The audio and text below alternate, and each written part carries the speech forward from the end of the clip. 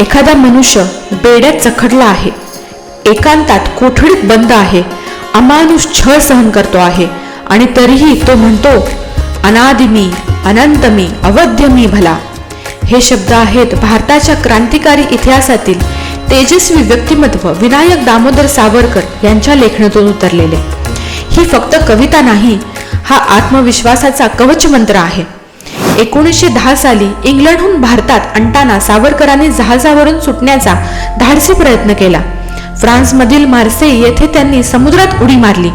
काही क्षणांसाठी स्वातंत्र्य हाताशी आले होते, पण नियतीने वेगळाच निर्णय घेतला. त्यांना पुन्हा अटक करण्यात आली.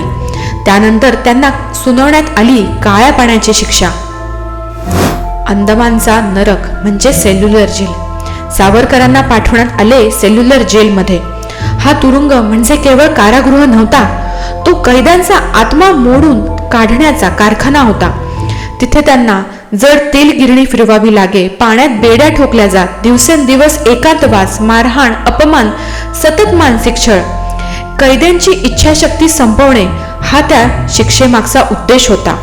पण या सर्व अंधारात सावरकरांच्या मनात एक प्रकाश पेटला आणि त्या प्रकाशातून जन्माला आली अनादि मी, अनंत मी ही कविता. चला कविता ऐकूयात. अनादि मी, अनंत मी, अवध्य मी भला, मारिल रिपु जगती असा कवण जन्मला. अनादि मी, अनंत मी, अवध्य मी भला, मारिल रिपु जगती असा कवण जन्मला. कवण जन्मला अट्टहास करीत जाई धर्मधारणी, मृत्यूसीच गाठ घालू पी घुसेरणी. अग्निजाळी मजसीना खडग छेदितो, भिवूनी मला भ्याड मृत्यू पळत सुटतो. खुळा रिपू तयास्वये, मृत्यूच्याच भीतीने भिवू मजसिये, भिवू मजसिये. अनादि मी, अनंत मी, अवध्य मी भला, मारिल रिपु जगती असा कवण जन्मला. कवण जन्मला लोटी हिंस्र सिंहाच्या पंजरी मला, नम्रतास समचाटील तो पदांगुला.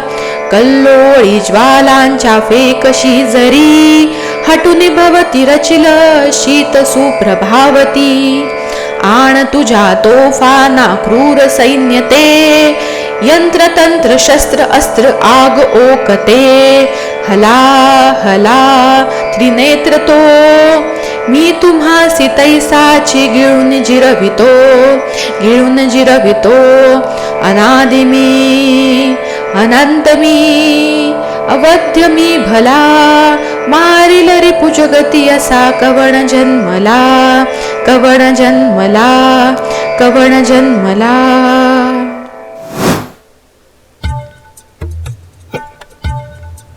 अनादि मी, अनंत मी, अवध्य मी भला या ओळीत सावरकर सांगतात, माझं अस्तित्व शरीरापुरतं मर्यादित नाही. मी विचार आहे, मी चेतना आहे. शरीर नष्ट होईल पण विचार अमर राहतील. पुढं मृत्यूसीच गाठ घालू मी घुसेरणी. इथे ते मृत्यू टाळत नाहीत, तर त्यांच्याशी लढण्याची घोषणा करतात. ही भीतीवर मात करण्याची प्रतिज्ञा आहे. पुढे ते म्हणतात, अग्नी जाळी मजेसीना खडग छेदितो. ह्याचा अर्थ स्पष्ट आहे. शरीराला वेदना होतील पण आत्मबल अढळ राहील. हला हला त्रिनेत्रितो, मी तुम्हासी तैसाचे गिळून जिरवितो. जसं भगवान शिवाने हलाहल विष पचवले, तसेच मी संकट गिळून टाकीन आणि त्यातून अधिक सामर्थ्याने उभा राहीन. सावरकर खऱ्या अर्थाने काय सांगतात?